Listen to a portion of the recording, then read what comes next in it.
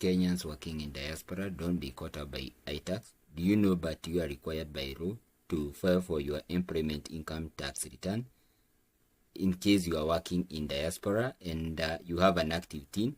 You have the responsibility to declare to the iTax in every financial year, which usually ends at 30th June of the subsequent year, that in the previous 1 year you have earned zero income from Kenya. That means in case you didn't receive any income from Kenya, you are required by law to file your as a nil tax because you received zero income from Kenya. So you are required by the law to do that, and failure to do that, you'll be subjected to a penalty of 2,000, which is technically not good if you have the information. So what you need to do basically, in order to do that, you need to log in into the iTax using your iTax PIN. So this is technically so easy. So you just need to enter your PIN here in the iTax portal. Then you need to hit continue. Then you need to come here. You need to confirm you have populated the right PIN. Also, you need to ensure you have the right password, and then input a simple security stamp here, which is giving us a value of 25. Then you log in.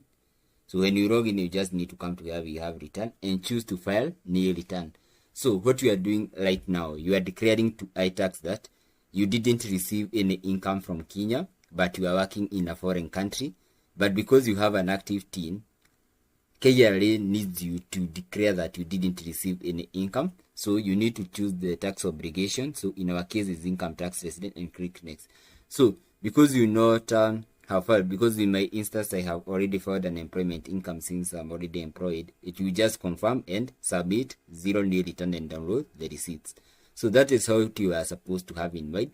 So in case you are in diaspora or in a foreign country, don't be caught up by KRA and avoid unnecessary penalties due to maybe lack of information, which they treat as ignorance. So thank you for watching.